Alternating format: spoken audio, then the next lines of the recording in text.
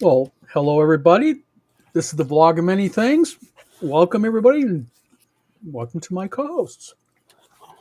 Uh, we are many singing here, Yes, and we are. uh, you're Kevin.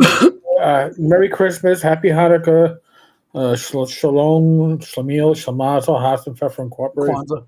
Kwanzaa. Oh yeah, Kwanzaa.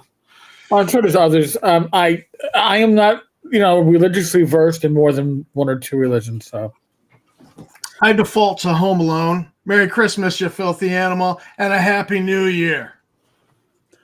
It was a nice Christmas for everybody. I hope everybody in watching and in chat had a nice Christmas. Gentlemen, you had a nice Christmas, I take it? yeah, hell, I pulled up all my Amazon gift certificates and I ordered a printer. Really? Oh, Yeah. nice. What kind of printer? 3D?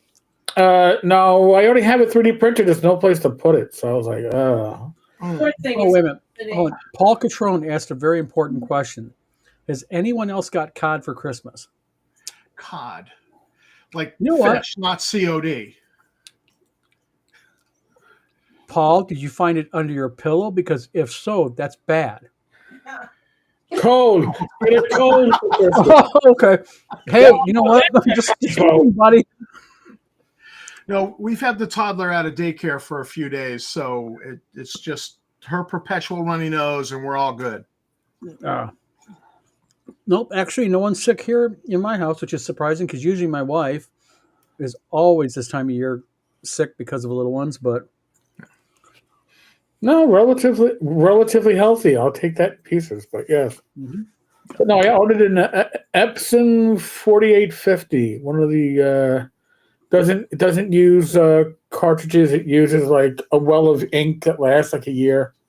Oh, you mean nice. the Eco Tank where you got to buy the separate Yeah. bottles? Yeah. Okay, hands down, positively, absolutely a superior printer. The Eco Tanks are uber great printers. Yeah, I'm getting a 4850 so I can do duplex.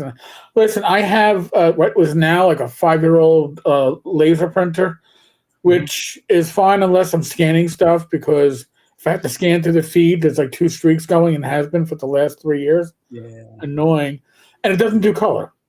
And I'd like to start doing color again. kind of so. got to. Eric, hate to be mean to you online here, but you got to kind of clean the damn thing once in a while. I don't know how to clean. I don't know how to clean the feed. It's not like when you used to clean. Like you could. I got to clean my VCR. Let me get the VCR tape out with that white grinder thing. That's gonna. I don't know how to clean that out, man. It's just my life cleaning printers, so Yeah, all right.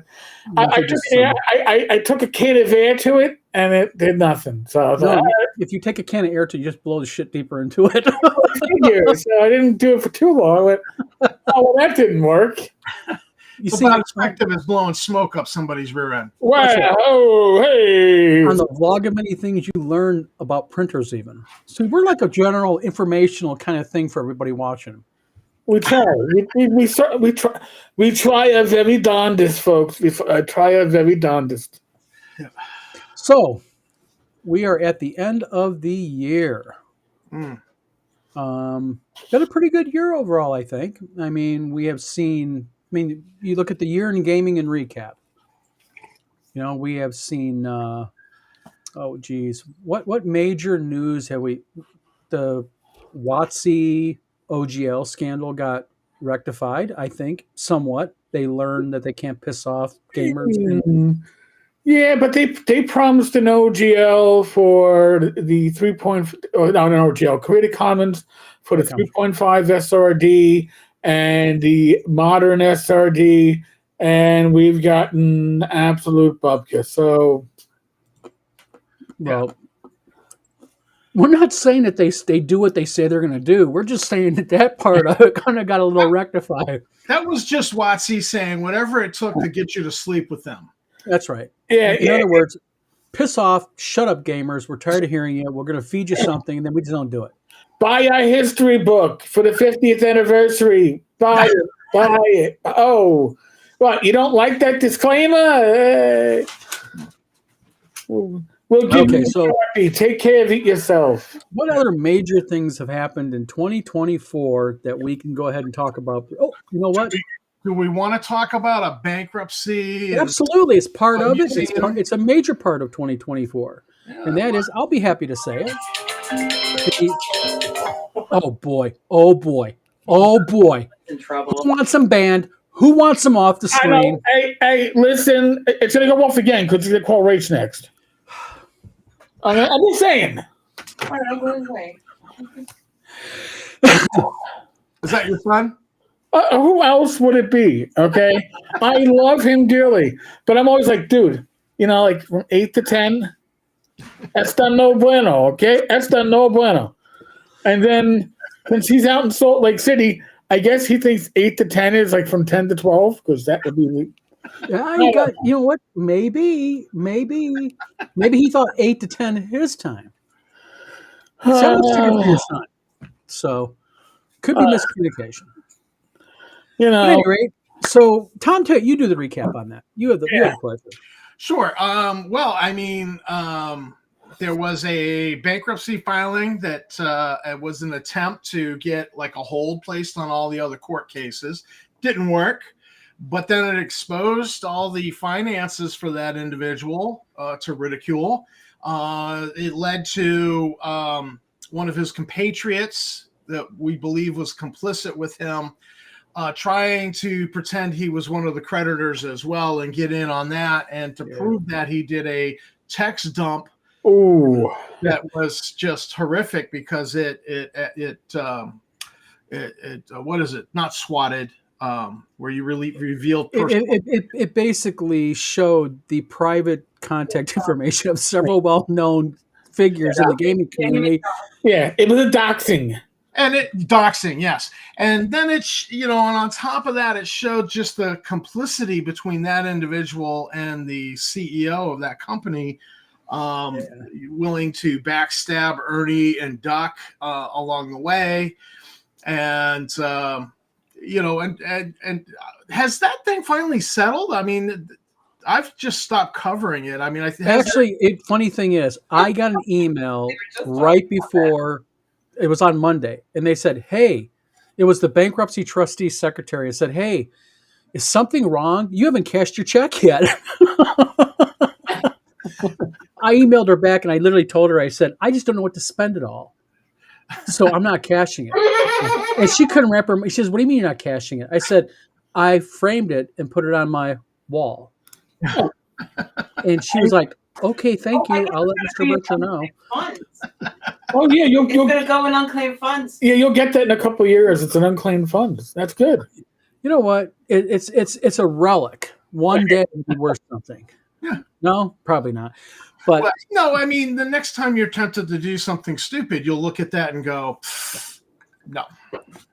Well, the thing is it is an end of an era, and just overall, it was. And I think actually it's something that people should pay attention to because it is a stark lesson in what not to do. And it is a stark lesson in not how to react to your detractors and those who criticize you. And also, it is a stark reminder of how not to use the federal court system. Yeah. It's true. Yeah.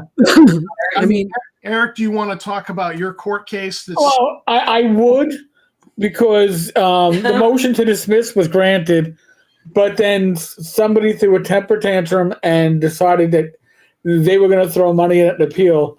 So, Sit into the wind. So we're just waiting for oral arguments, which I've already asked if not only could I be in attendance, can we request that both plaintiff and defendant or respondent be at the courthouse. And I don't think that that's too much to ask for. You should be allowed to see if your you're really accuser. that upset, you should be able to make an appearance in New York. Yes. However, from now, because this is the funny thing, and then we will move on to other things because there's much more stuff to talk about besides new TSR. But I mean, talk about a literal dropping a pane of glass on the ground and shattering into 1,000 pieces. We're talking about TSR 3.0 bankrupt. Yep. Dungeon Hobby Shop Museum is now for sale. All items have been either sold or in the process of being sold and or donated. There is a divorce in process. Properties are being liquidated. And you know what? I was asked something the other day by an individual, and it was, do I feel sorry for the individual at hand? No. And my answer is categorically no. And the reason why is this, is that if I go up to a light socket with a butter knife and I stick it in it and I get shocked and thrown across the room, I can't say, oh, darn, because I ran right back to it and did it like 10 more times. And that's exactly what just happened here with this guy. Yep, you reap what So you sow. sorry. Yeah. You get what? Yeah, you sow your Yeah. No, and usually when you do that, and I can still remember when I did that, and I was watching the old DC heroes in syndication. You know, the ones with like Aquaman. yeah. Yeah, with the really bad animation, not the Saturday morning. No, And the I was crappy one. and I was watching that, and I was like, I don't know why I did have a butter knife in my hand, and I was like, knife, socket, this might fit. Wonder what will happen if I do this. And I went, and all I remember is a vibration and pain starting in my hand, going up my arm, and once it hit my bicep, then I dropped the knife because I couldn't hold on to it any longer. My hair was all, and I was like, you know what? Bad idea. And even at, I think I was 6. Even at 6 years of age, I was like, wow, I'm one and done. That sucks, doesn't it? Mom, this sucks. Oh, no. Not telling Mom would be, This what is the a hell grown are you? man who keeps sticking his Why did you? finger in the What socket. what are you, stupid? Did I raise you for that? No, you don't tell Mom. When your hair's standing up, what is it? Static electricity, Ma. Static. Yeah, but that's exactly what this is. This was just been an individual sticking his finger in a light socket or the fork in the light socket over and over and over and over again. And I'm just going to make a prediction. I don't think he's done. No. Yeah. And the other point on do we feel sorry for him? He forged documents. Yes, he did. The forged On a here. lot of money to pay for a signature. The handwriting expert to go. No, this is most likely. It's not Don. Categorically not Don, but most likely this individual. Well, not only that, but it was also this and him and his freaking brown shirt goose stepping moron out of Tennessee, Dave Johnson. That document, that affidavit they made up the NDA. Yeah. And it's like my signature on the NDA. That ain't even close to my signature. I didn't know what the hell that thing is. And you'd think he had copies of your signature. He could just lift it in Photoshop or trace it, and Give him ideas. well, you're talking about. the expert? Yeah, unfortunately. Okay, I'm going to rely on Sergeant Stina next to me here. Oh shit. Okay, hold on. And get your police hat on. So, Eric, officer, sergeant, can I ask you a question? In your experience at the NYPD, are individuals who make fraudulent documents, are they usually an intelligent sort who kind of think it out first? Usually, Oh, well. Generally not. At least not the ones that are doing petty shit. Because when it's one thing when you're hitting stuff that's on like a federal level crime, then you've put some thought into it. You know the risks. You're like, I'm doing this for $10 million. don't mention $10 million because that was what the dollar amount that was quoted to me that he was going to get out of Wizards of the Coast. Well, I was going to say 1 million, but then I was like, oh, wait a second. This is going to be an Austin Powers moment. Where I go, $10 million. But usually, the low-level forgeries are somebody forging a sibling, a roommate, a neighbor, some random person whose check they stole. And it's not. affidavit that they said they're fraudulently made. Yeah, I mean, yeah. I remember when I was just a cop, I do remember talking to one of the squad guys, and he was like, the one thing you shouldn't forge is actually a notary signature because although technically in New York and even now, you don't need to stamp it.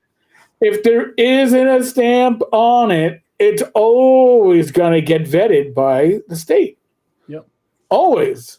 And then it becomes a problem when it's like, well, who the hell is this? Doesn't match anybody in our records. And the thing is, he didn't even have it notarized. He had it witnessed by Scribble. Well, because that was the smartest thing that happened.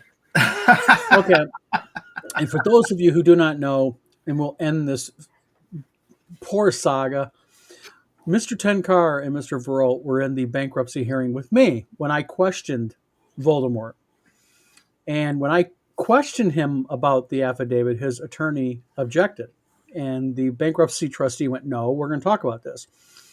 And his answer was he could not say where it was signed, anything. But then he went, oh, yeah, by the way, yes, Michael Hovermill gave it to me. Remember? Oh, I had nothing. As far as I know, it was given to me by a third party who was very, very honest. Yeah, remember? But at first it was like, he's going to prison. The charges are coming soon. That's true. So, I mean, you suffered a lot of harassment and, mail to your wife's work, different things. You've suffered an awful lot. We all have. I wouldn't feel sorry for him. I have no sympathy. None. You get what you ask for. So let it be a lesson to anybody who goes, I want to start a game company. You know what? I think I'll go ahead and I'll squat on trademarks. Not smart? No, I thought that was brilliant. Brilliant, I tell you. Hey, 7D chess. he thinks like chess. 7D. 7D. So on to the next thing. What else has happened in 2024? People in chat, anyone else want to talk about? They'll mention it. That we should go over. There's been so much. And even positive. We don't have to talk about negative. There's been a lot of good things happening. Oh, well, there's a new edition of D&D. There is. We said good things too. We didn't say. No, we said good or bad. Okay. I have to tell you a happy moment story for today. Me and my wife today, day after Christmas, we have a little tradition. Me and my wife go out and we have dinner. We went to the local shawarma place. Place is packed, and I'm sitting there and I hear behind me about. I like playing the new D&D, or not new D&D. I'm glad you taught me. We're learning how to play D&D. Blah blah blah. Well, nosy me. I turn my head around and there's a dad with probably a kid of about 10 years old. And me being who I am, I got up my fat mouth. I go, excuse me, sorry me to bug you. He was really super. We talked like 10 minutes. He bought his kid the D&D starter set. Okay. They're buying tickets to WizardCon now. I was like, oh, you want to teach your kid? I pointed him towards the Wizards of the Coast website. We talked a little bit about virtual tabletop because he's concerned about his son, trying to find people to learn. Right. We threw a couple local game shops at him. Said, right down the street is Odyssey Games. Boom. Went ahead and did that. And he was a really super nice guy. I'm a stranger. Really surprising. The kid was really excited, amped up and everything. And, so we have a little one in my state with his brother who is getting into D&D. Very cool. All right. Yes. That's good shit. And real quick, Thorhammer. Don't you mean Thor's, or is it Thorhammer? I thought it was Thor's hammer, but it may be Thorhammer. It's always been Thork. Could be. He says, I'm thinking about coming out of retirement. Is that good or bad? It depends. What do you do for a living? Stay retired. Yeah.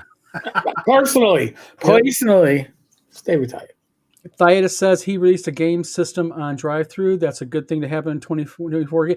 Thaiatus, if you want to come on the show, I know that I'm just going to say it. Get a hold of me, one of us.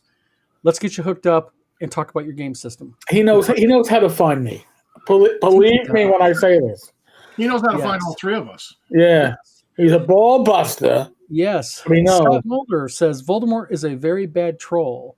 Yes, he got coal for certain, but he got Comfort also code. karma. Yeah, Karma's Karma. Witch. Glenn Hallstrom, how you doing? Holy crap, not starting him in the OSR.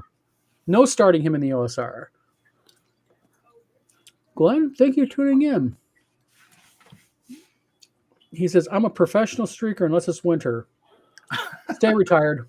He retired. You know what? The pay isn't worth it, and I'm sure the disability is a hard. Well, Don't say, well, man, there's nothing hard if he's doing streaking. yeah, in the yeah. winter. I'm just saying, it'll be a unique disability. Time to take a deep drink out of his mug there.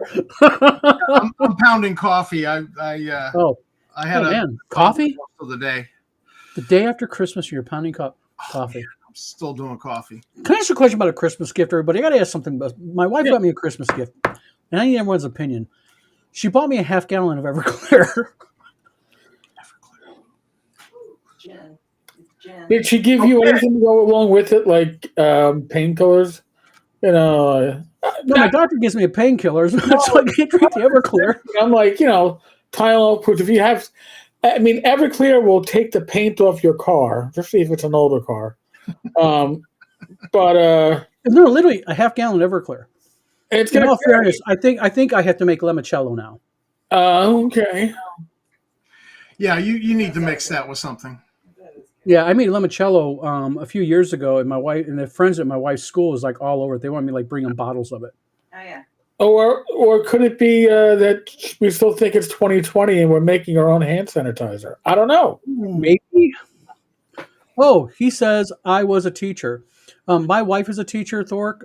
Suggestion to you: if you're retired, enjoy it and stay the hell away. Mr. Gunn says half gallon. Yes, I think I gotta make limoncello. I think that's what I have to do with it because she bought me a regular size bottle. It's not a gift. It's kind of like Yeah. Well, The Bombay Sapphire she got me is like she knows I like gin. I like good gin. So that I think is like here's something for you to enjoy. The half gallon, there was not like a card that says please drink the whole thing, so I think I'm safe as a husband. So limoncello, I think I got to make is what I got to do here. Well, I think when I come out there to visit you, I'm going to have to pick up Stroudwater Distillery has a it's cranberry gin, right, baby? Yes. Yeah, it's a cranberry gin. It's so good. You just put it in a glass with an ice cube and sip that, and you don't even need to mix it with tonic or anything. Go to the store, your local liquor store, and get Hendrick's Gin. Hendrick's Gin has several different types now, and they have what they call a cranberry botanical. Okay. Yeah. I actually have a couple bottles of Hendrick's right up here, right Okay. about there. Right And it's about there. really good gin. Hendrick's is like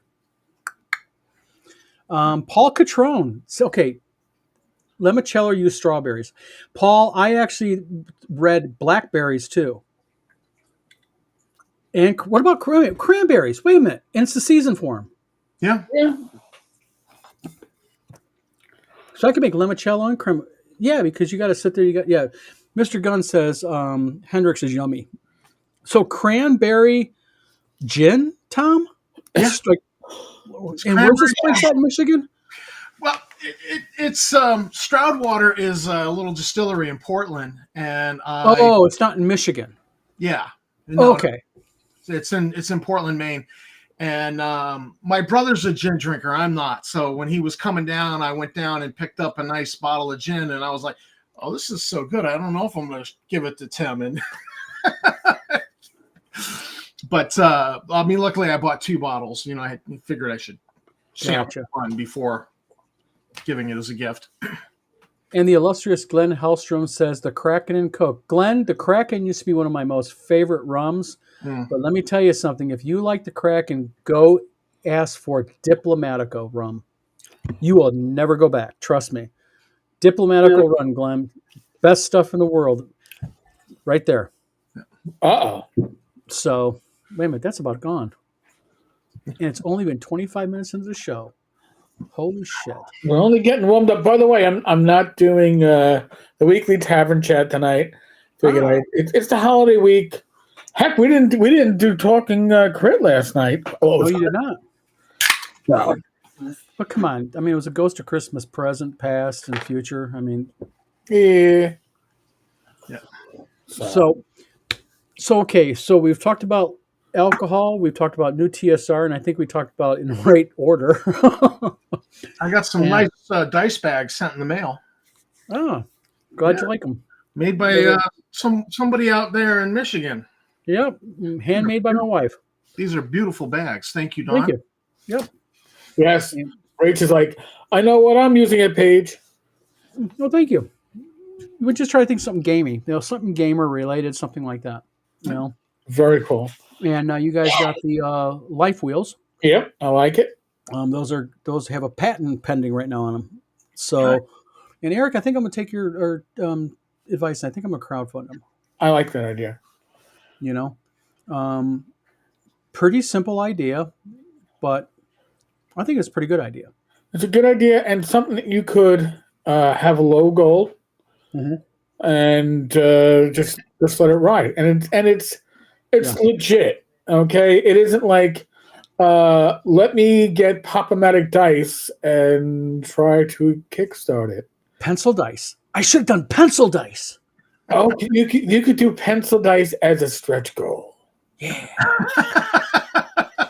As a stretch, you'll actually Joking, everybody. Okay.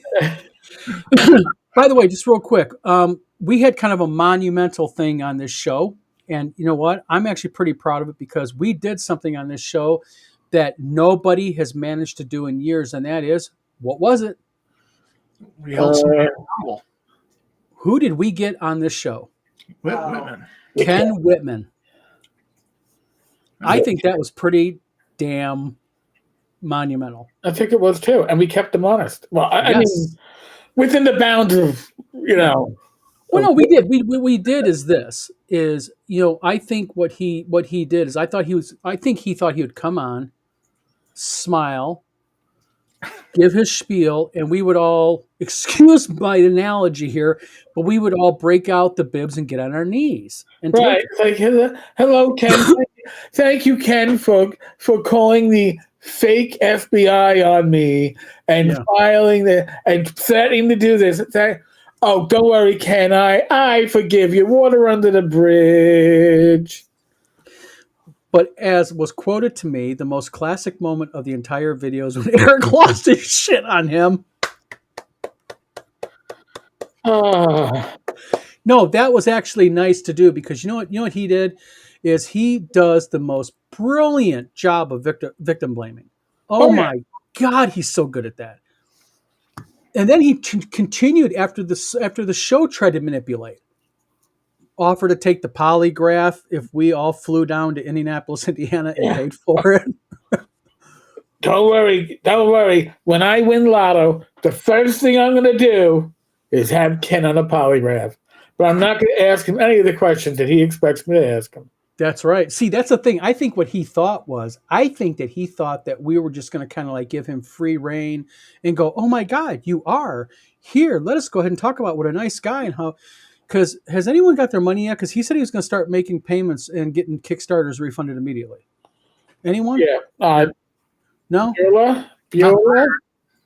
Gunther the Mad says, this year we did learn of impending release of a book telling behind the scenes TSR story. If you only knew when it would go for pre-order. It is actually going to be premiering at WizardCon in April of 2025. 2025. All 430 pages of it. If you're there, you can get it signed. I'm happy to sign them for people if they want them. So, let's see. We had Ken Whitman on. We went ahead and we had a lot of guests on the show here. Yeah, trolls in the comments. We had a lot of trolls, and been quiet. I think people are preoccupied right now. Yeah. Well, we had Wenger on. Yes, and you guys sent me screenshots of those. So he tried there. Yeah. Did you ever unban Porth Hiatus, Tom? Yeah, no, he said he could see my channel, so I think what I did was I hit like mute him for an hour or something like You that. gave him a temporary timeout. You got a timeout. Yeah, so I was Gotcha. desperately trying to ban VGA PMI, and accidentally clicked on Thyatis. Gotcha. I sent him a heartfelt apology, and No he's like, problem. "Don't worry about it." So because he's Mr. Gunn, have a good night. All is forgiven. So, with the new year, I know everyone thinks, everybody makes promises at the new year. But anybody have any plans for the new year? Eric, Tom, people in the chat, anything, any Yeah, new well- things happening? Rach and I will be doing a live stream on New Year's Eve. So get the Gamers Health. And folks, so this weekend, oh my God, it's almost this weekend. Saturday Night Gamers Health, we're going to include a link for the Discord server. Good. Have this Discord server. The Gamers Health channel will have a link for joining us using Restream. So if you are somebody who likes to hang out on Gamers Health, you want part of that community, you want to hang out on New Year's Eve, you want to come in for 10 minutes, an hour and a half, your choice. We're leaving it open. So it'll be a lot of fun. Awesome. Dias says he is over it. Play games, have fun. God bless everyone, Mr. Gunn. Yes, exactly. So, all right. So, Tom, any new plans? Anything new happening for 2025? Well, we have we're remodel we're wrapping up the remodel on the house and making room for the toddler, and we're there's negotiation with the spouse over, all right, what cons are we going to try to hit despite the fact that we have a toddler in tow type of thing. Gotcha. It's a little bit of an influx with that, just being 57 and taking care of a toddler again is like, I'm tired. Wait a minute. Hold on a minute. I just thought of something. You're 57, Tom. I'm 57. I'm 57. Eric, you're 57. Oh my God, it's the 57. We're all three 57s. I turned 58 on Pi Day, Ah. Friday? 3/14. So you guys are all Oh, 7. you're the old one in the group. Okay, I'm the middle baby. Yeah. I'm the baby then because I Yeah. turned December 15th. But I joke about being 49 for 8 years straight. Oh, well. I embrace it. You know what? I'm 57 years old. I am what I am. And you know what? It could be worse, So, Oh, yeah. So, well, but I'll tell you what, this has been a special Christmas. Having a 2.5-year-old in the house and Oh, watching her eyes light up over Elf on the Shelf, and just she wants to go pick up a Christmas gift, and we're like, all right, give that to Zachary, and she's handing them out, and just watching her enjoy Christmas and delivering a nice Christmas for her has been special. So Yes, it I is. am satisfied. I am blessed. Yep. And I saw some of the pictures Tammy posted on social media. You guys had looked like a really nice family get together. Yeah. All the good stuff. So Thor's Hammer says whippersnappers, and Glenn says I'm 67. Glenn got 10 years on it. Yeah, you're the elder brother. Yep. But as far as the vlog of many things goes, we have a new website. We're going to show you here in a second, just a little flash page of it. New website is going live January 1st. The nice thing about the website is there will be a central place for you to go look at all the videos that we have. They'll be automatically uploaded to it. There'll be a random once a day video of the day. There's going to be all of our various channels you can log into if you want to watch it on Twitch, Rumble, YouTube, wherever. There's going to be a blog, which I'm going to start firing up the blog. Let me show you a picture of the site. This is just the main flash of it, but that is what it's going to look like. Let me see if I can just do this here. There we go. So that is what it will look like. And as you scroll down, it'll get more into the it'll get into videos and all that really cool stuff. just busy here. Got that. Got the new. I'm not going to call it a competitor for Drive Through RPG. It's going to be an alternative, and it's going to be a different model. So instead of paying or instead of paying when you sell an item, what you'll do is you'll sign up for a subscription fee, and what the subscription fee will do is allow you to put so many items on for sale for one fee. And then if you want to pay, and I'm going to be honest with you, there's going to be extras you can buy. Like if you want your item featured, you can purchase to have your item featured. If you want to go ahead and buy advertising on a site, you can do that. So as the site grows, it'll become more viable for some creators. I've had a lot of people contacting me behind the scenes going, tell me more about it. What's going on?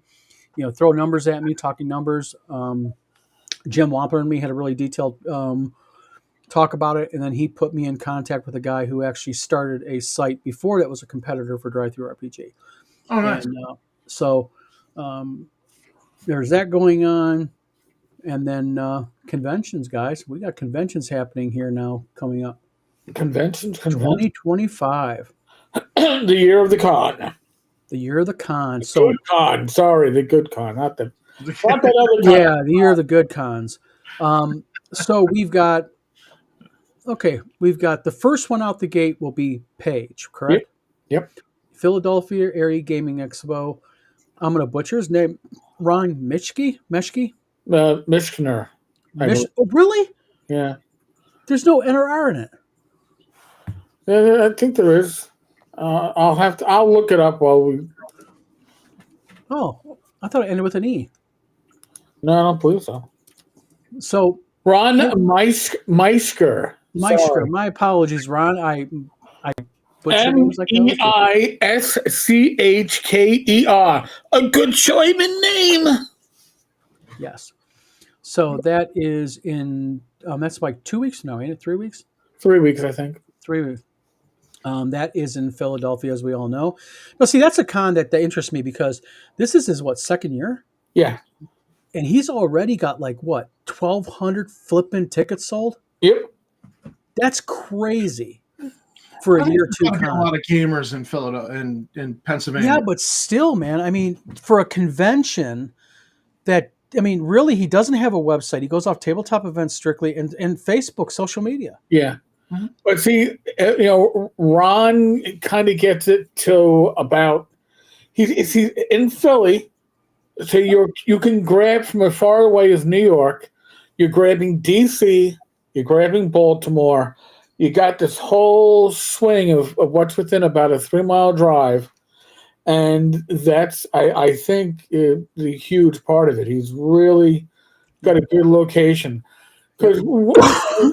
Once you get beyond I've driven as far as I guess Total Con's about 4.5 hours, and when you're the single driver in the car, you kind of get to the point where it's like if it's much longer than that, I'd almost rather fly.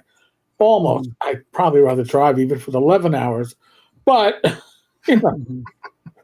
Well, you've got so there's Page in January. There's the next one on the list. Total Con. There's Total Con. Total Con is in Connecticut, correct? Nope, it's in Massachusetts. Massachusetts. Never mind, Massachusetts. I should know.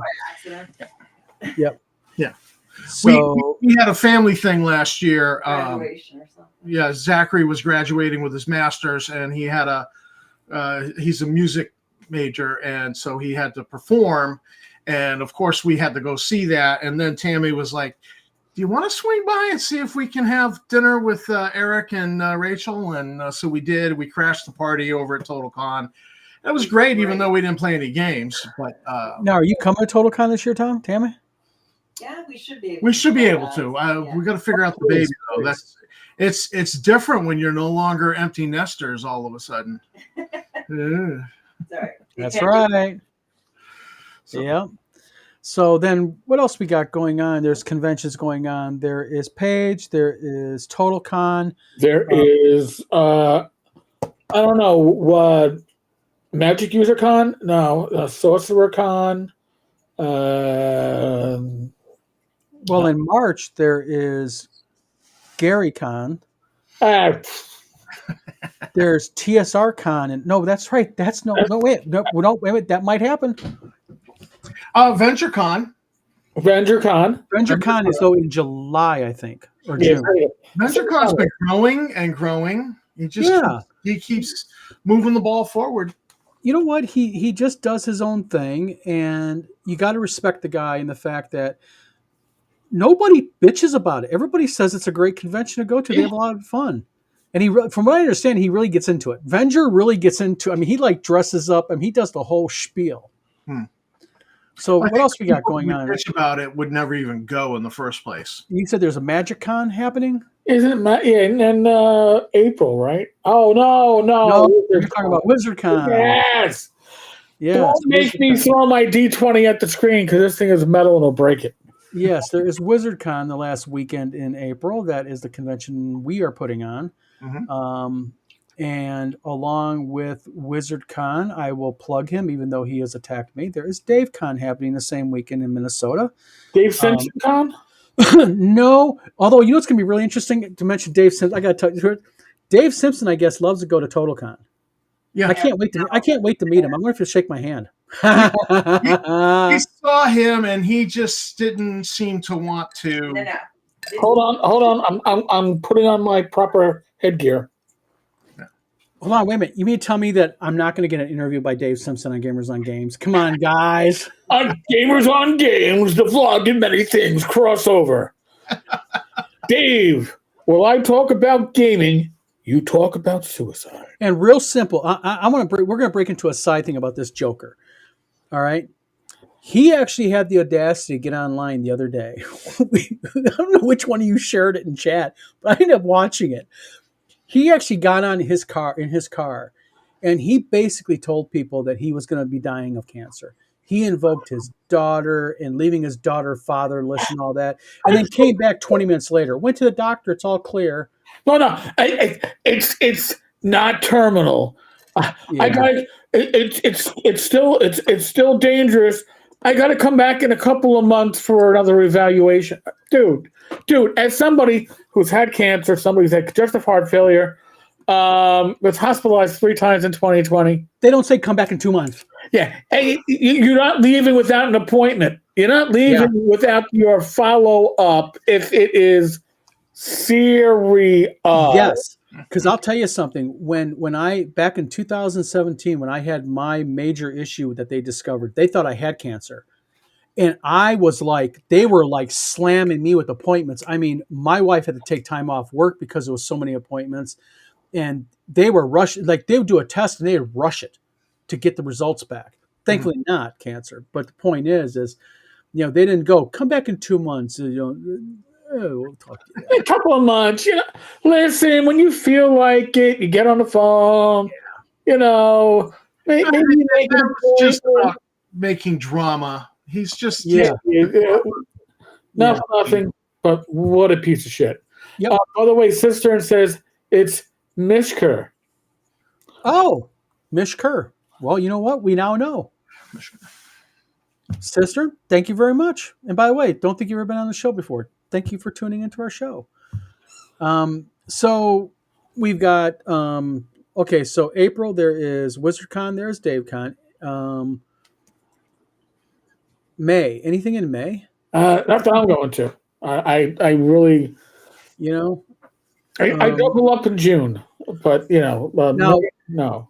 Now we have EggCon, which is Heidi Gygax Garland and Eric Gygax Garland's convention. That's coming up, I believe, in July. But we're missing June. June is North Texas. Let's talk about North Texas. Yes, good convention to talk about. So Bad Mike, aka Midnight Satan, is running that one. Oh God, yes. Okay, I have to clarify a few things because I really don't know. Does Bad Mike run that by himself, or is Bad Mike kind of in cahoots with somebody? He's in cahoots with somebody. Who's he in cahoots with? And I'm not talking about Satan. Listen, Bad Mike is the face. Okay, he is the social media, actually, what's amazing about North Texas is that it's the same group of volunteers that have been part of this for a long time. menagerie since Oh, I started going, and I started going in 2014. Oh, how long have they been going? They've been like 12 or 16 years or something I think crazy it's like like that. 16 years. I think my first one was the 5th. So, yeah. Oh, Thyatis, thank you very much. He did clarify something for us. Mike is Satan. Venger is Satanist. Do not get them confused. Thank you, Thyatis. We will not. I wouldn't want to get them confused. So, North Texas, that is what, a 3 or 4 day con? It's a 4-day. Well, actually, it's a 4-day plus con. Okay. So the pre-con Get It On is Wednesday night. Starts around 5 or 6, goes on to whatever. The pre-con Get It On initially had nothing scheduled. You just showed up. But now it's actually scheduled as part of the con. You don't need a badge to go to the pre-con Get It On. You can Gotcha. just show up and participate in the various events that are going on. But so North Texas is Bad Mike and Gary Oliver. Gary's been involved in the process pretty much since the beginning. So he's the organizer behind the scenes, and Bad Mike is the face. The fate. Gotcha. Yeah, because me and Tina wanted to go to that this year, but Tina, that Friday is Tina's last day of school before she gets summer break. So kind of like, shit, we can't go to it. That was our problem. We had tickets for, but then you have a kid graduating and you got to go to a graduation. They don't, Yeah. But so North Texas used to, and this wasn't viable, used to infinitely roll badges over.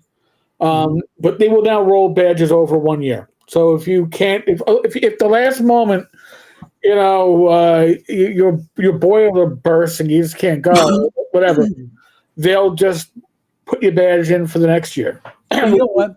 That says a hell of a lot about them because there ain't many conventions does that type of stuff. No, Because I'll tell you right now, GaryCon doesn't do it. Even if you're on your deathbed in a freaking hospital, they don't care. And the thing with North Texas is that they used to infinitely roll it over, but that became unfeasible. Yeah, you can't do that. And then there were some people, it's like, well, they haven't shown up in 4 years. Do you think they're going to show up again?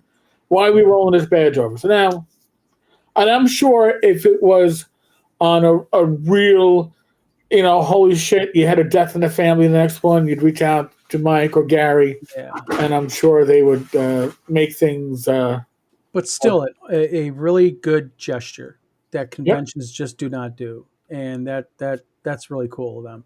Yeah. Now they pop what, about 500 people? Yeah, they're about 500, and that's by choice. Yeah, that's the thing. That's actually pretty. I want to get into that a little bit. Is they're only about 500 people consistent because that's what they want. Right. Tim Cass speaks really highly of North Texas. North Texas, the numbers that I've heard is they get about usually anywhere between 450 to 500 plus guests. With walk-ups, numbers fluctuate, but they usually have about 35 to 40 special guests, and the special guest ratio to attendees is to the point usually where there's like one special guest per 12 or 13 attendees. Yeah. And they don't do signings. They don't do, if you want somebody to sign something, you just go up and approach them and talk to them. They want the special guests to interact with the attendees. That's what we're doing at WizardCon. We're not having like signings and everything. Yeah. We want people to all first convention, everybody to interact really well together. And that's the part of the magic of North Texas. And like TotalCon is similar in a lot of ways to North Texas. Its attendance is about twice. It's got about 1,100 people, 1,000 to 1,100. But the atmosphere is very much along that North Texas line. Very sociable. Now, truth. Last couple of years, of me going to North Texas, it's going to sound like it's a story or a joke, but I actually have almost like 2 designated seats for me and Rach. Nice, comfortable seats with a little table between them, right outside the ladies' room. Don't ask why, but this is at the corner of 2 of the hallways, right outside the vendors area. And if those seats are open, I'll go get food. I'll sit there. I'll have my breakfast. I'll have my lunch. And people can come up and talk, stop. That sometimes you need to be in a spot where people can. I'm not a special guest, but as a personality, whatever you call me, I want to meet the people in the community. I want to get to know them. I want to be able to put a face to the names. And I'll be honest with you, I often say that the best job for me was law enforcement and the NYPD because everybody had to wear a name tag next to their shield. Because I am horrible with names and remembering them, but I can remember faces. So having name tags on people, please, if we're at a convention, make sure your name is flipped around and showing.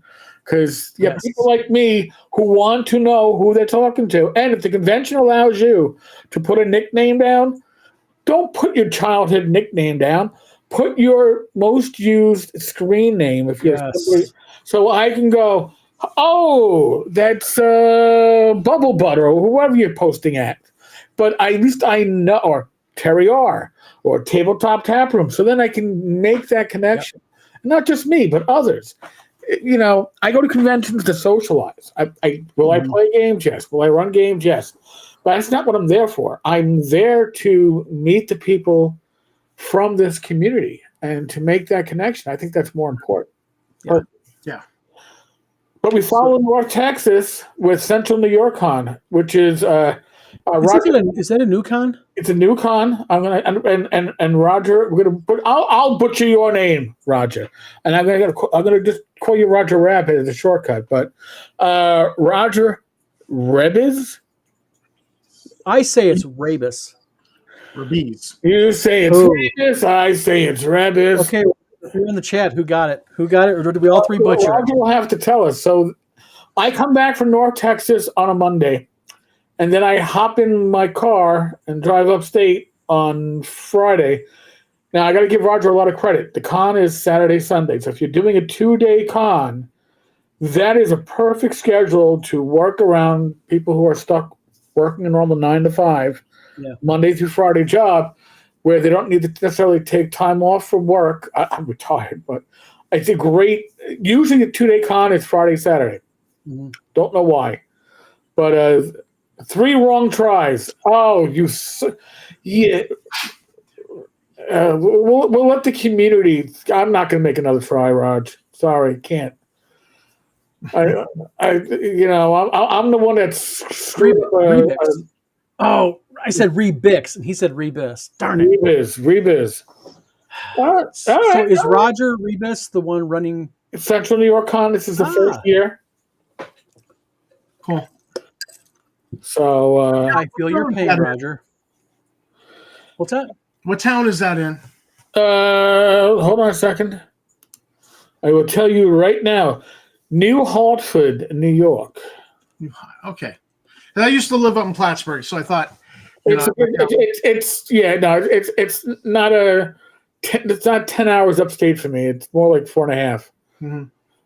So gotcha.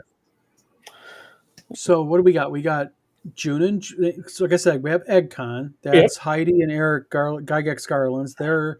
They've actually for a second year they've like really expanded on their convention. Yeah. So they're pretty much doing kind of like the way Gen Con used to be when it was in Lake Geneva. Right. So, and then after, EggCon, we get into August. Anything in August? Not that I can think of. The next and final con for the year will be ShireCon for me. ShireCon. That's in Connecticut? Yes. It's in the Berkshires. Berkshire Mountains. And if you go south, it's the Catskill Mountains. If you go south of that, it's the Pocono Mountains. It's the same mountain chain. It depends on what state you're in is what we're going to call it.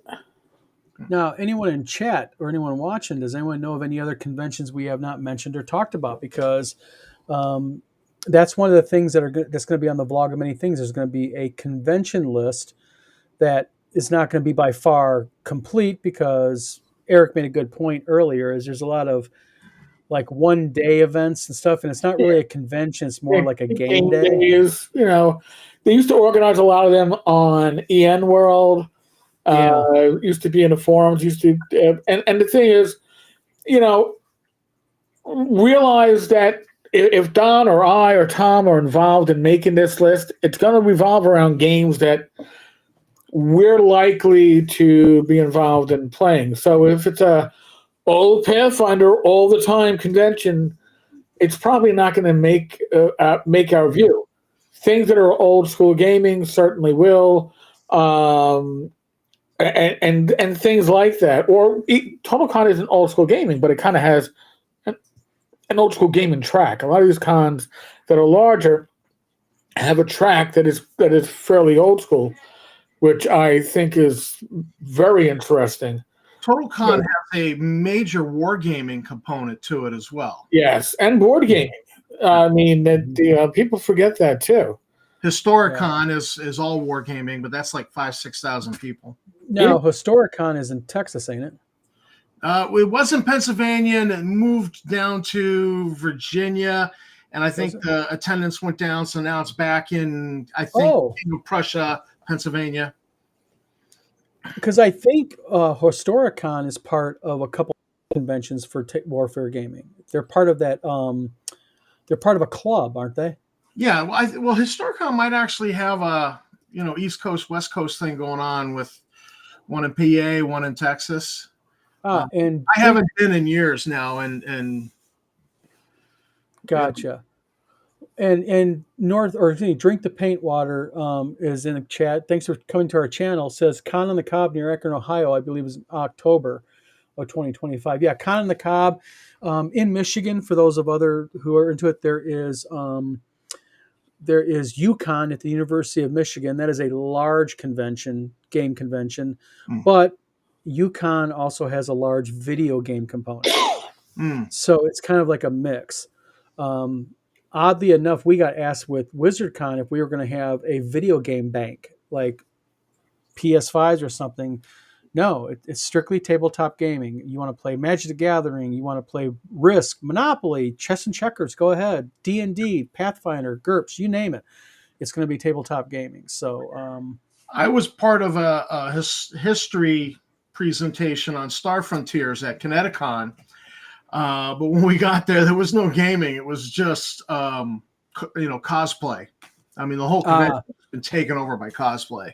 See, that's the danger that you run into. You got to be careful of that, because we are going to allow some cosplay at WizardCon, but we're keeping it very limited, because we don't want that to happen.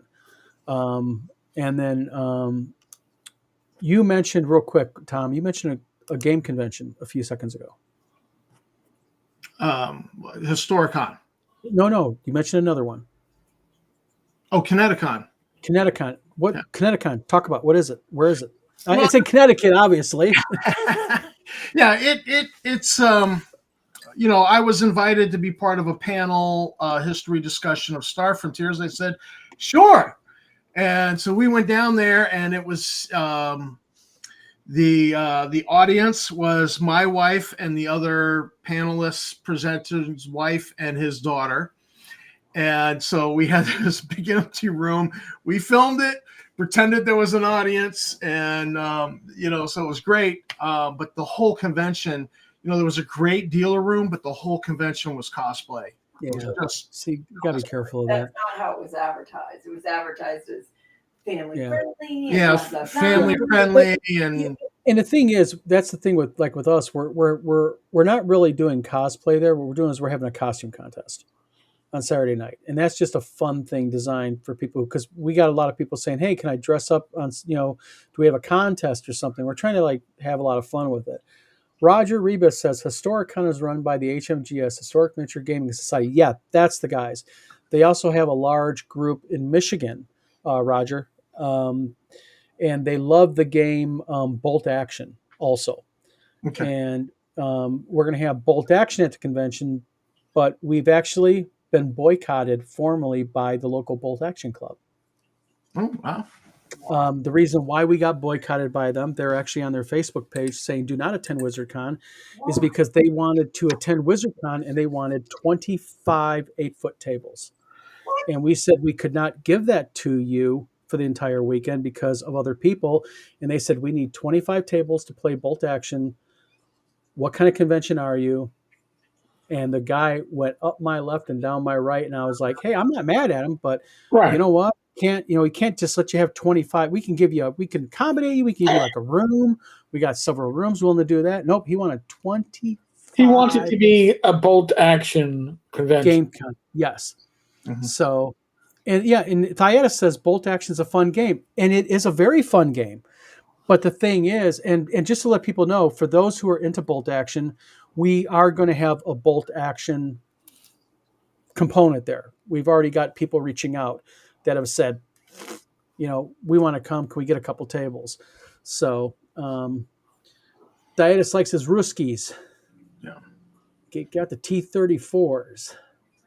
Mm-hmm. So, but, okay. So we've got, there's been a couple conventions. Okay. Anything else, guys? Anything other conventions? If you're East Coast, relatively in the geographic area-ish of TotalCon, in April, you have Rising Phoenix Con. Yep. It's not necessarily old school. It is heavily 5e-ish, but that's another one that's in that area. Trying to think what else, DexCon in New Jersey, 3 cons. But wait, if you go to the Double Exposure site, you're going to want to vomit because it's Web 2.0. I swear to God, it is a painful site to look at. I should probably link it. Is it from like the 90s?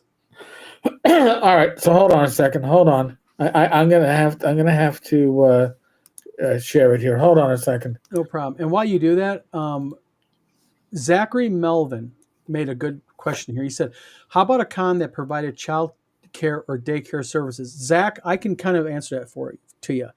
We actually thought about that. We thought it'd be a really cool thing, but the problem that you run into, Zach, is it's a massive liability issue, and the insurance policy already to run a convention is a minimum of $1 million liability policy. And to do $1 million liability policy that's good for 4 days only is expensive. If you want to run childcare, you have to have in Michigan, a $15 million liability policy. And on top of that, there is a $10,000 security bond you have to put up front because you're taking care of children. And in Michigan, you have to have licensed people who are daycare work. They have to be licensed daycare. They have to be CPR certified. You have to denote that. It is a whole massive mess. So it's a great idea to do, but expense-wise, it's just not practical. It just really is not. And my wife, Zach, teaches little ones. So it's just a whole lot of liability because you also run into the situation if one of those little children even so much as tripped and hit their head on a table. An accident, just out of the blue, oops, you are going to be, your legal liability is just like, so that's why conventions probably don't do it. It's just so expensive and the liability just isn't really worth it. I mean, sadly. Daycare sounds like a legal nightmare. Yes, it is. It's an absolute legal nightmare. And where'd you share it at, Eric? It's I see it on the side. Oh, wait a minute. Hold on. You got it on the side here. Hold on a minute. There we go. What the heck? Somebody has to reach out to these people and say, that is so 20 years ago. No. That is so 1991. Holy it's shit. A little painful to look at. But they do run 3 conventions in Morristown, New Jersey. And wow. I know Joe Block used to attend some of this stuff. Usually they have one around, like the one in July fell on July 4th weekend twice. I was like, I can't okay, as somebody who designs websites on the side, I have to. I am impressed actually how they got that thing still running. That thing's got to be running like straight up HTML. It's got no CSS. It's got no. I mean, that thing's probably. I don't even know. Wow. Yeah, drink the paint water. Yeah, it's an old school website. Yes, but holy cow, that's Yeah. like. Hmm? Well, I mean, hey, you know what I mean? I mean, it's. Hey, we like old school. Yeah. That's like the Star Frontiers website That that you showed me, Tom. Yeah. It makes me think I mean- of like Commodore 64. I remember playing on a Commodore 64. So do I, man. Let's go box games. They look so great. Now you look back and you go, I remember Alright. playing on the Atari 2800. I remember having Pong. wait, I That had was a console. Yeah, I had that too. You know, and if you jiggered the slider button that went between handball and 2-player handball and then hockey, if you jiggered it in between one of those settings, it was like an 8-person hockey because it had 4 and 4. It was bizarre. We had the Sears version of the Atari. Ooh, the Coleco? No. Yeah, it's just Sears version of Oh, Atari. no. It was a straight up Sears knockoff of the Atari. Right. Yes. And it's That's still in the attic. It still works. Oh, If we wow. That's if a we little could get it to gem. communicate with the smart TV. Why is it in the attic? You can buy an adapter for it. Unpack that damn thing, pull it out, and get that thing hooked up. Why is that in the attic? Oh my God. Well, my mother saved everything. I know, but not to leave in the attic. Well, you know. Man. Uh, Zork or Thorg says sees Commodore 64 with a 10-inch floppy. Hey, Yeah. I remember the day when a 20 megabyte hard drive It was huge. was like, we'll never fill it. It's Yeah. impossible. You'll never fill the damn thing. My first home PC, which I had custom built by a guy out in Brooklyn, cost me in I guess the late 80s, maybe it was early 90s, $1,800 because I needed to get an SX33. Those most people get into 25s. I needed a 33 with I think it was 8 megabytes of RAM, not gig. Yeah. And a 420 megabyte hard drive because I was all fucking in. Yeah, I And, remember getting my one of my computers. I ended up upgraded to 16 megabyte of RAM, and I remember one of my buddies went, "Holy shit! You have how much RAM in that computer?" 16, you better watch out. I remember playing EverQuest on dial-up. Oh, me too. Do you remember we all got up to like how many of us was lucky enough and we kicked ass on the internet because we had a 28.8 modem. Oh, God. Well, remember getting the 53, 56, depending on who was reading it? I could download a song in 3 hours with that freaking Yeah, modem. You know what I mean? All right, so here's my EverQuest story, and I'm sure, Tom, you'll remember this. So the first expansion pack for EverQuest was Kunark, and that was the moon. And the one problem with that expansion pack was that when it released, you had to do a patch. That patch took all night. Mm. What happened after that patch patched was you didn't have enough RAM on your video card. If you had an average video card, the game wouldn't run anymore. So I had to go out and buy a new video card to play the game that I was able to play before the update. Oh my Sucker, they got you. The game, and I couldn't play it, and I had to go out and buy a video card. Yep. Yeah, I feel your pain. Oh man. That's like Microsoft Flight Simulator.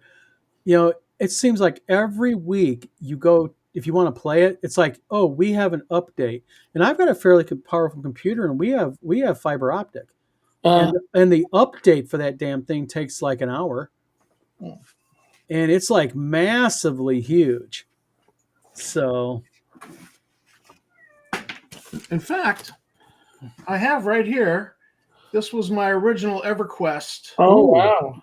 The Oh, 10. you have that. Are the I floppies think I in still there? have the map from that somewhere. This is my Holy- dice box now. Actually, Holy shit! I had a coin. There was an EverQuest coin in here. There was a cloth map. Yeah, I have the cloth map somewhere.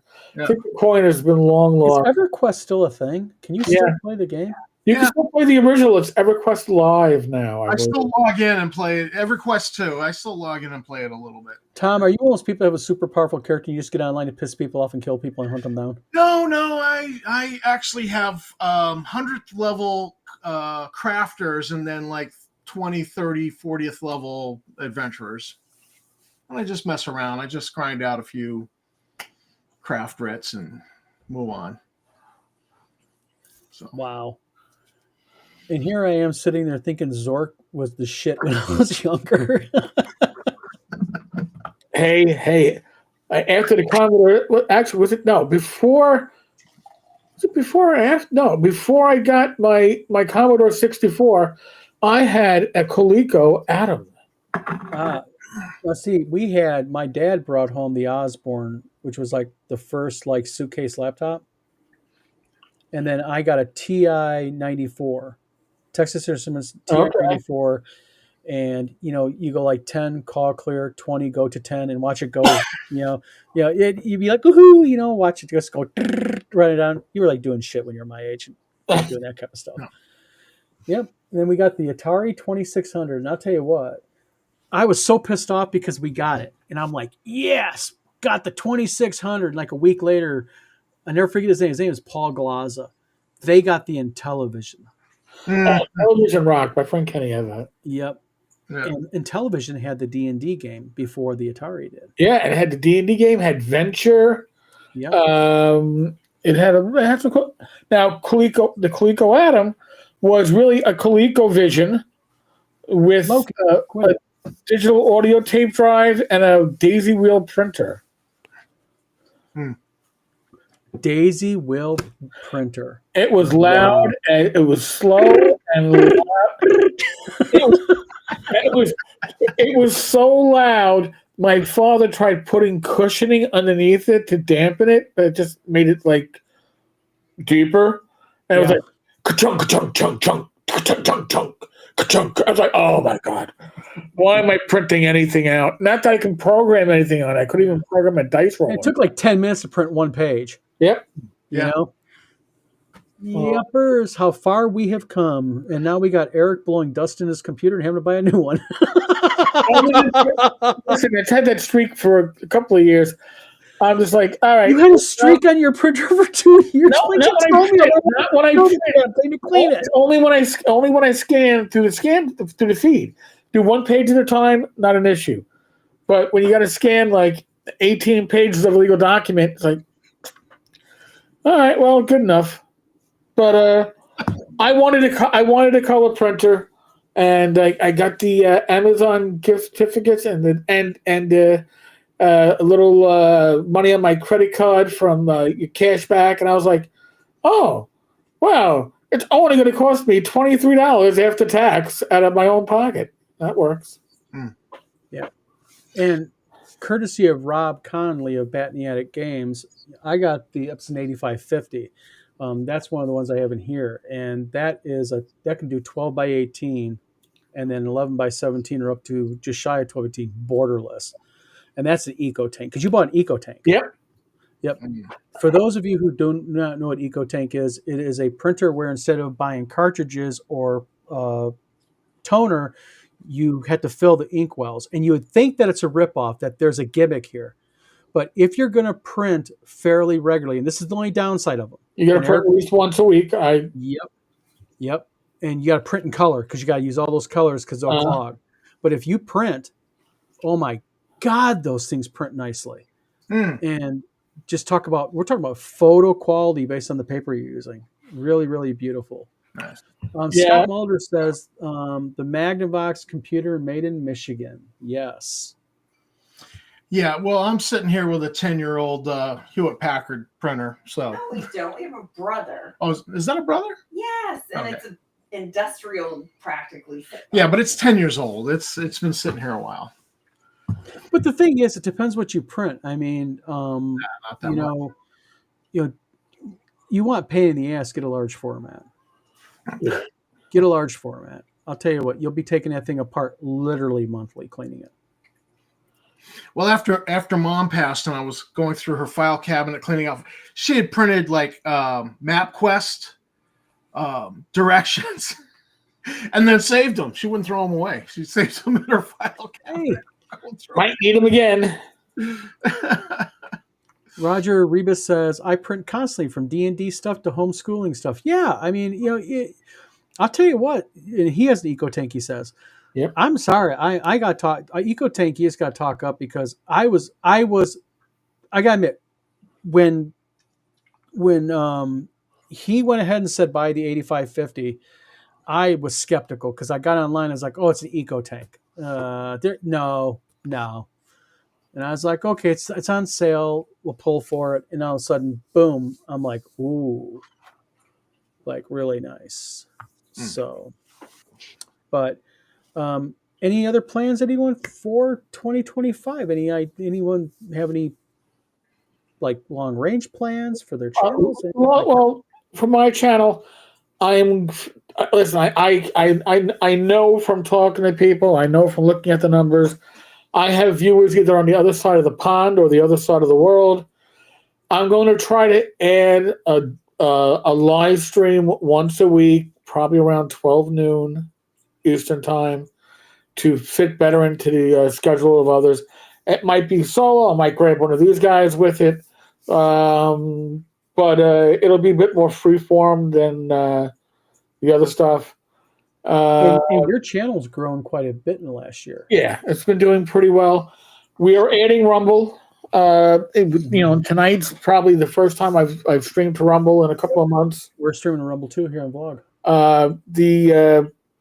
The Twitter live streams have been doing extremely well. So, like I said, for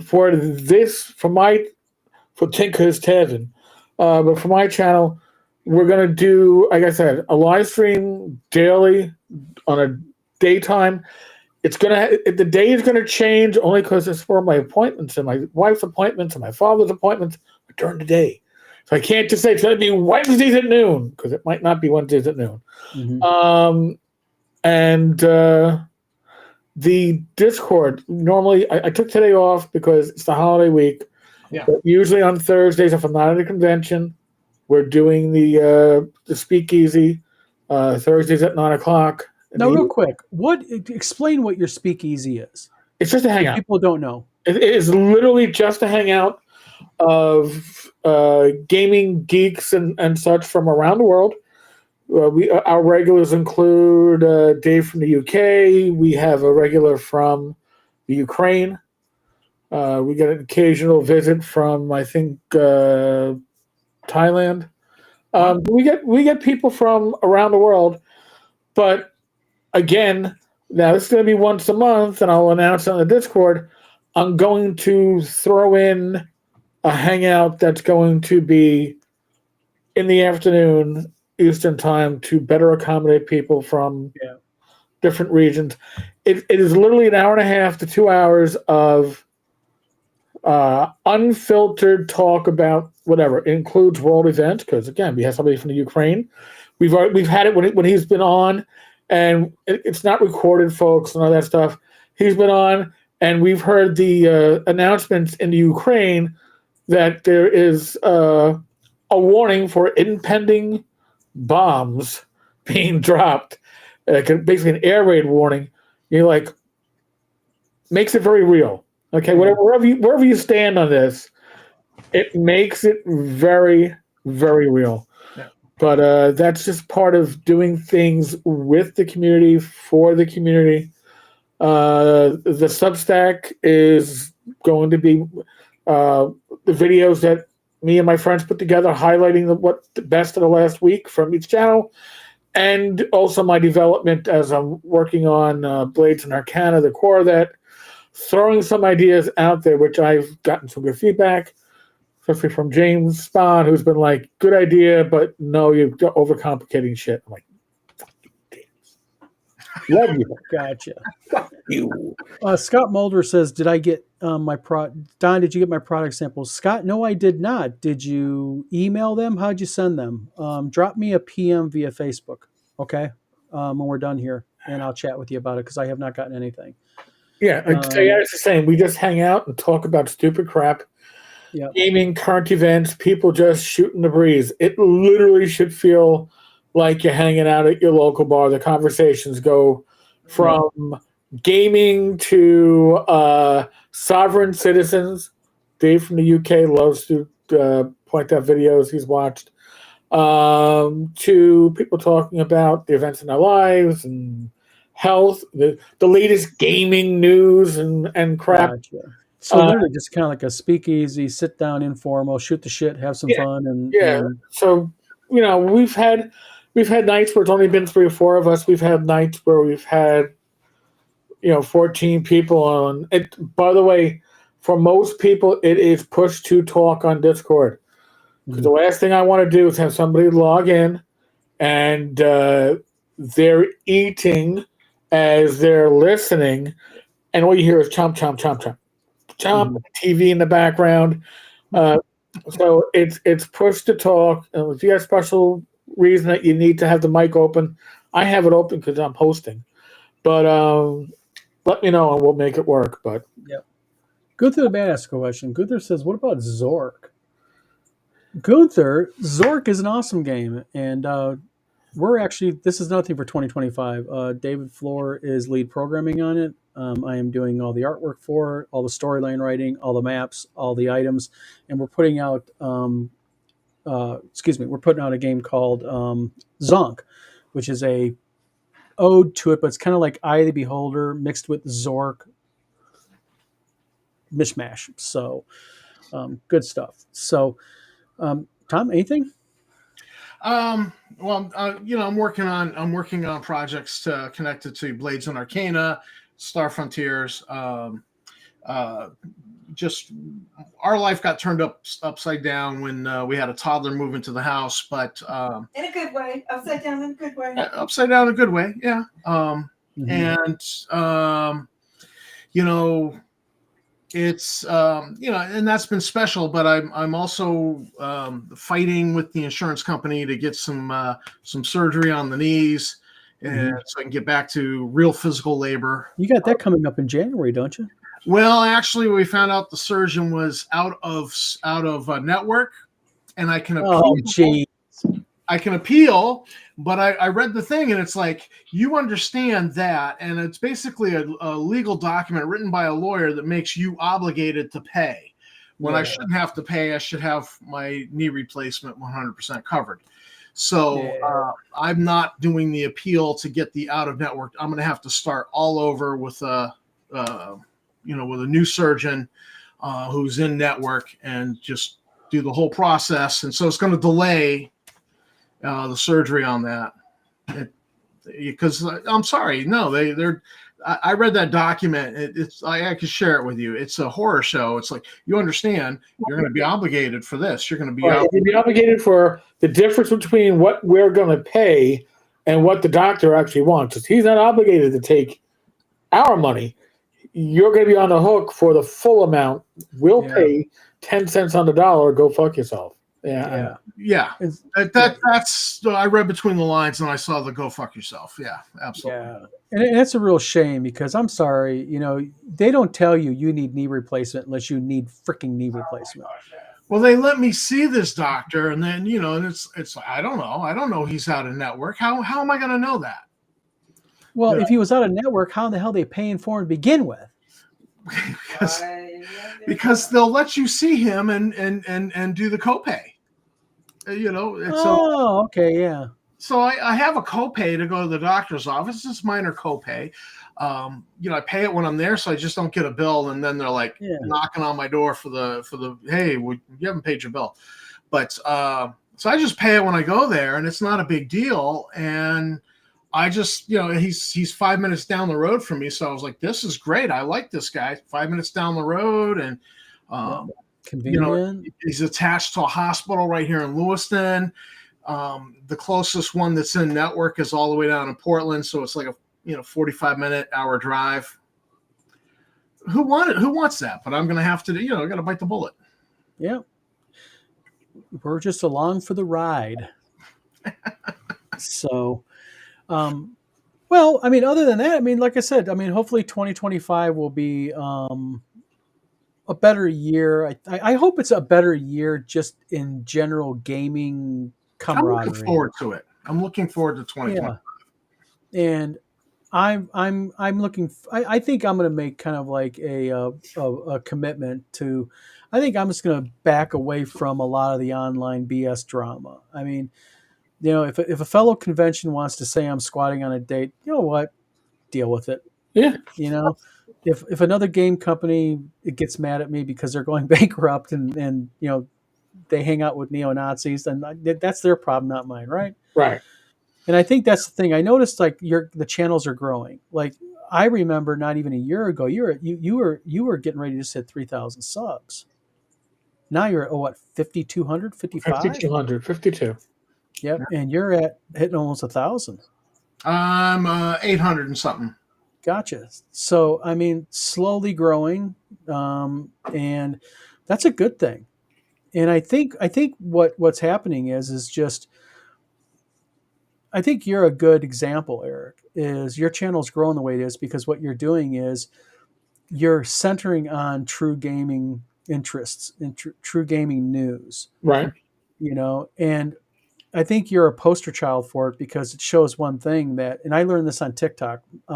I actually just hit a milestone on TikTok where I can do lives now. Oh, nice. But the thing is what I learned is that you have to put out content constantly.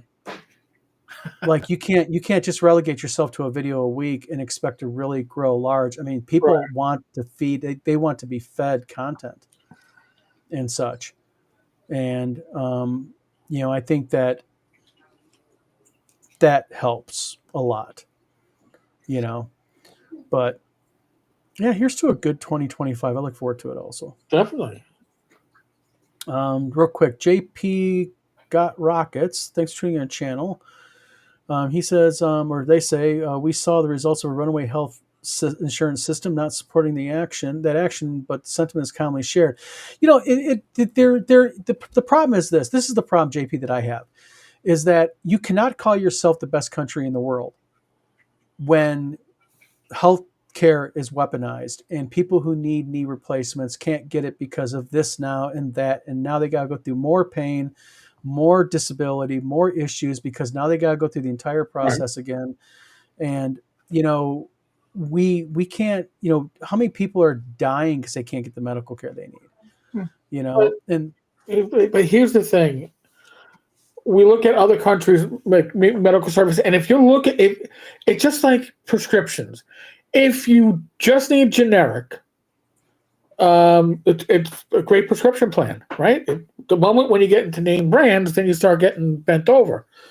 If you look at Canada, I speak from Greg Gillespie's experiences, and I have an aunt that lives in Canada, and basic medical care is awesome and it's free.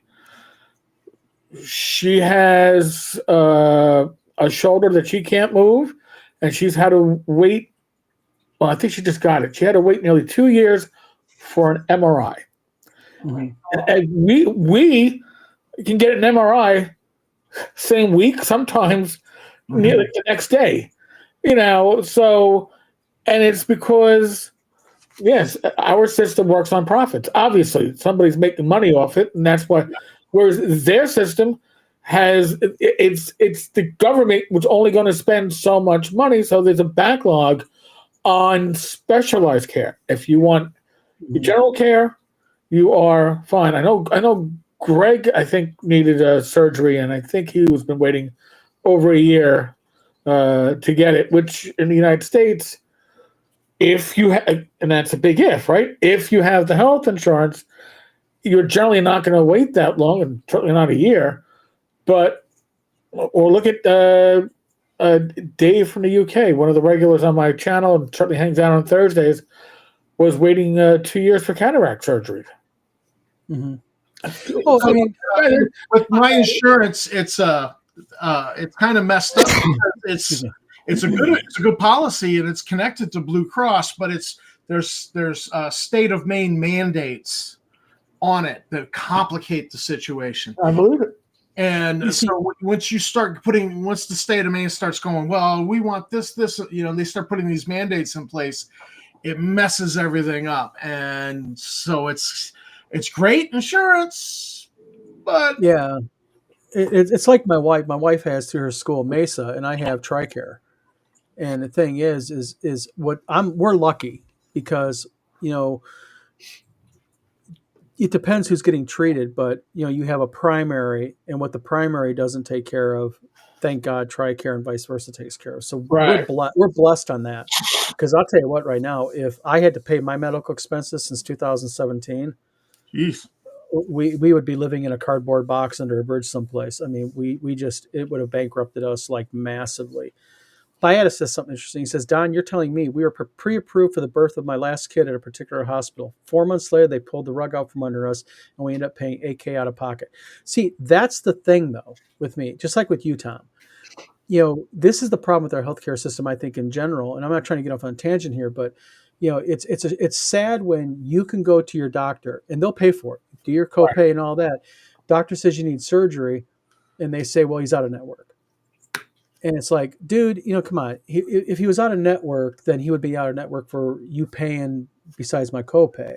Mm-hmm. But what it is these insurance companies make deals with these surgeons to get on their lists, and they agree to work for a certain amount of money. Like we'll give instead of spending $50,000 for a knee replacement, we'll pay you 25. And they go, okay, we'll take that. Right. And that breeds, I think, substandard healthcare. Well, I'd like to plug my oldest daughter was born with a syndrome called Apert syndrome, and it's a series of birth defects that they fix with surgery. And luckily, she was born in Boston, and Boston's Children's Hospital. What would happen is that the surgeon was required to put the kid under anesthesia, do one procedure, take the kid out from anesthesia, bill, put the kid under anesthesia, do one thing, and so the surgeons at Children's Hospital were like, no, we're going to do 4 or 5 things. We'll bill for the most expensive, but we're not putting the kid under anesthesia repeatedly. Every single time it's so dangerous to do it. Yeah. Well, that was the requirements with Mass Health when we lived there. And, and the surgeons were like, no, we don't do that. We just bill for the most expensive thing. They were eating a loss all the time. And so all of a sudden we're facing a surgery, and my daughter's surgeon was suddenly out of network. And they suggested that I just get him to do the surgery and then eat the loss. And that pissed me off so much. I fought and they ended up paying the man because, he's the only surgeon in the world, him and one other, collaborated to write a book on her syndrome. That's it. These are the guys. These are the guys. Yep. Who you want. James Spahn, thanks for tuning into our channel, James. He says, James says, I got a friend who lives in Kingston, Canada, who spent 7 years trying to get his elderly mother appropriate care. Once she got it, Canada tried to go after him for delaying the care they were dragging out. That's unreal. And then he goes on and says, on the other hand, I have a severely ASD daughter who will need lifelong care. She's got full coverage through Medicaid and disability, $250,000 a year in costs. But if I made over $35,000 a year, she'd lose it all. That's freaking criminal to me. Yep. That's the big thing. And again, we're not trying to touch on a touchy subject because we really hit a landmine when we talked about this last. But people wonder why people want to hunt down CEOs of insurance companies. And it's just like, you know what? I'm sorry, child. All right, child. Oh, you have a child who needs medical care that's specialized.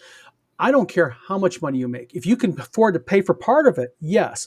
But you know what? If you can't afford it, it should be automatic.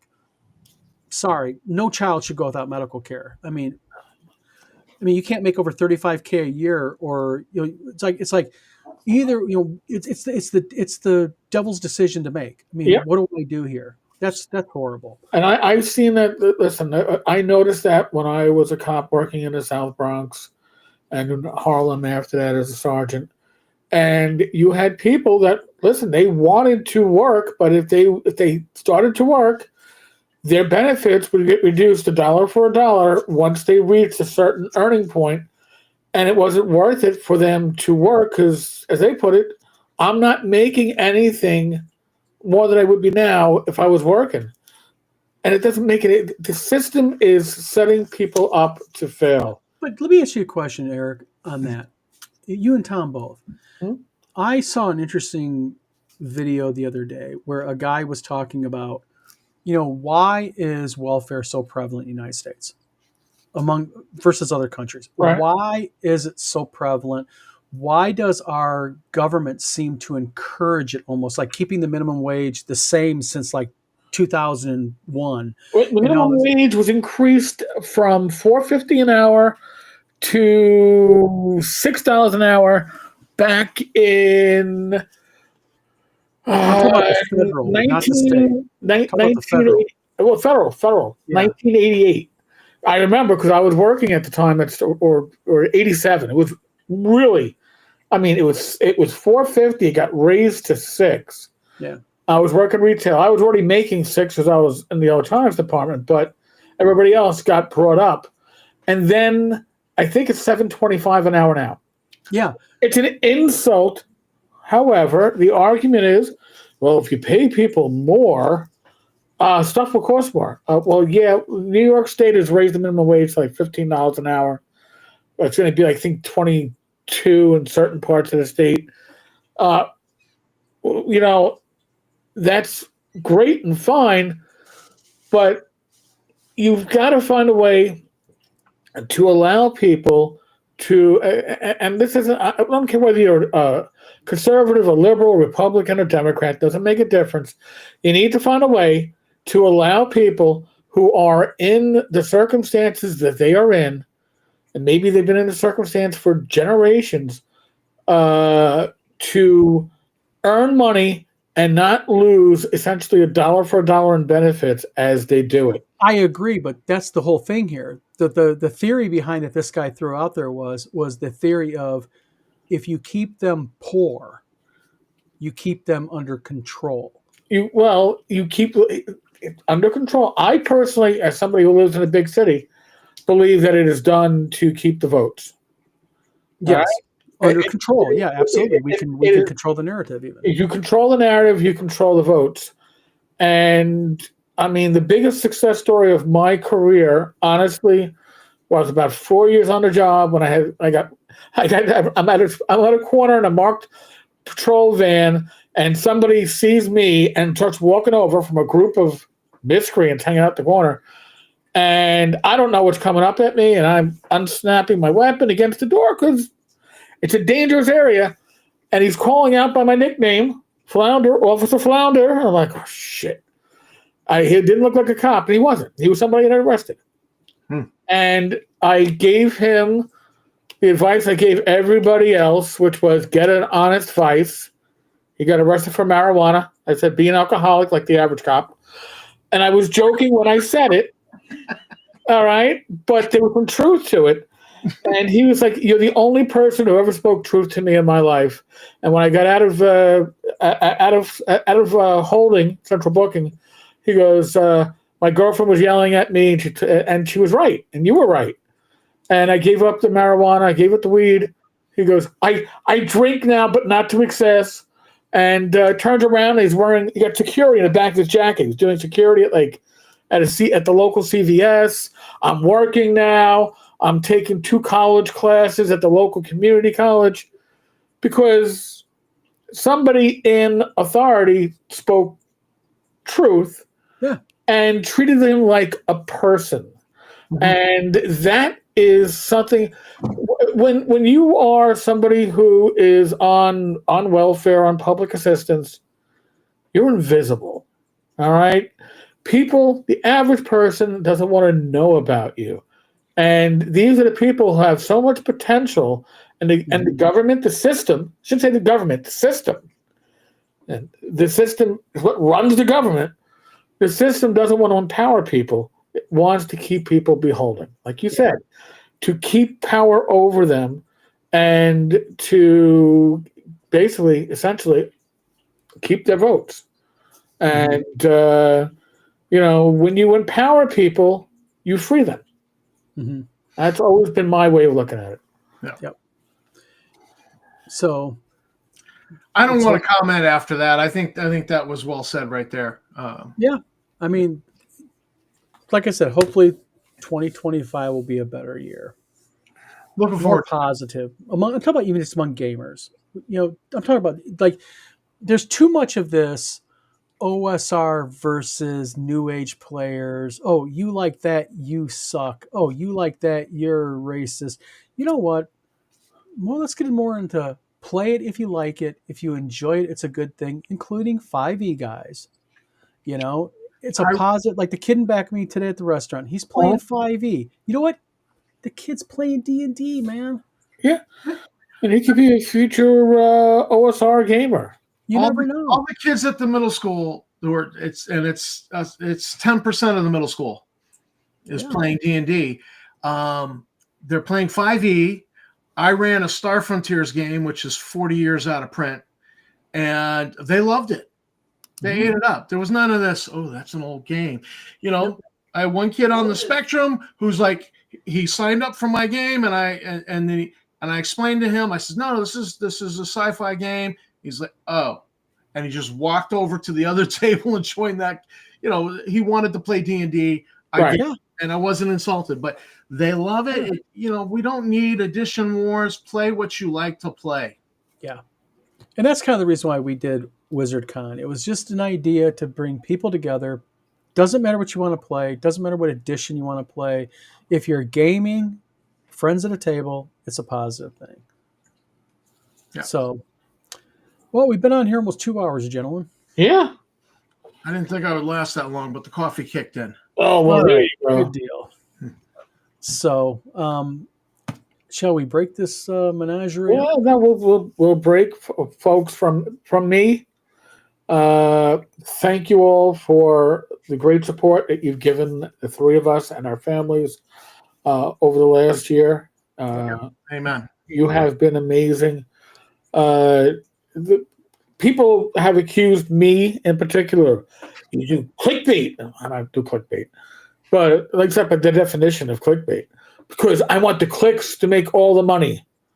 All right, so folks, I'm going to tell you right now, nobody that you see on this screen right now is making beaucoup dollars live streaming or doing videos. We don't do this for the mad money. Trust me. We don't do it for money. What the hell are you talking about? Let alone mad money. My YouTube can pay out anywhere from maybe $70 to $100 in a month. This is the baller of the three of us right here. Yeah, right here should be drinking the good stuff. Here. All right? I'm the one that's maybe making $1,000 a year on this shit. And it goes back to the community generally. But we do this. The currency that we thrive on, all three of us, is your thanks, your praise, your feedback. Yes. Even telling us, hey, listen, you guys do a good show, but man, why did you have to have that fucking asshole Kenny on? You lowered your standard. Listen, we appreciate the feedback. Yeah. Even feedback that we may not agree with, we listen to and we digest. So if you want to know how best to reward us for what we do, subscribe, feedback. Leave a comment. None of us, if you reach out to us via email or social media or as a comment on one of our videos, we're not going to bite you. Yep. Okay. Also, for those watching, if you have an idea for a show, if you want a specific show, you can email the vlog of many things at thevlogofmanythings@gmail.com. Say, I want a show on this, or I have an idea once you guys cover this game. Hey, what about this person? Or like we had, who was it that came on? I forgot his name. The author. Oh, the guy from California. Yes, he reached out to us and said, hey, I'm an author. I wrote this book. Here's my background. I said, tell me more. And boom, he came on the show. So And Thias, thank you. Like the Ken Whitman interview. You know what? I think that is, and I'm just going to say something that a lot of people can disagree. I think that's one of our top interviews of the Yes. year. Yeah. And not because of the view count, because what we did is I think we did something special with that video, and that is we showed an individual that leopards do not change their spots. So I just wanted him to do something to move the ball forward, and not give excuses. And you got too much faith in fellow man, Tom. Yeah, you're too much. You're looking for a miracle. I don't expect I miracles. didn't work as a cop. Well, I didn't work as a cop, but I can see an asshole for what he is. You know, I got my bullshit meter going, and it was like, I was about to say, if there's a bullshit meter on this computer, I'll tell you what, I have to sign off because that freaking thing would be overheating with that guy on. oh my You know, god. I just David Copperfield. Yep, I get it. He said that the most sublime story in the English language is the prodigal son, and I just like a good redemption story. Yeah. I'd love to see the guy redeem himself, but he's not going to go there. He's just more spin his wheels and bullshit. True redemption, the first step I really believe in true redemption is you have to look in the mirror and say you were wrong. Yeah. And that's the biggest problem with people like Voldemort and Whitman and such. It's always Tenkar's fault. That motherfucker. It's always, It's always this fucker's fault next to me. Always. Everything, man. Everything. That's because you don't use your power for good. You know what? I'll give you an example about this guy next to me. You know what? Our electric bill was higher this month than normal. It's his fault. Wait a minute. That sounds like Donald Trump. it wasn't me. It wasn't me. I didn't do it. I wasn't. Trust me. Fake news. Well, gentlemen, it's been a good year. Thank you for a year of these videos. Had a lot of good time, a lot of laughing, a lot of good Thank you both guests. for your friendship. I appreciate it. And thank you for Yeah. your friendship, guys. You guys I are mean, great guys. Love and you. everybody in chat, thank you very much for coming on. Thank you for, again, the vlog of many things at gmail.com. Drop us some show ideas. Love to hear from you all. Thank you to everybody who has tuned in, subbed, not subbed, doesn't matter. Thank you for just coming on, talking, and coming here every week. I see a lot of really familiar names every week. We also see some new names. So everybody, have a good New Year. Safe New Year. Happy New Year. Happy New Year. Happy New Year, everybody. And we will go ahead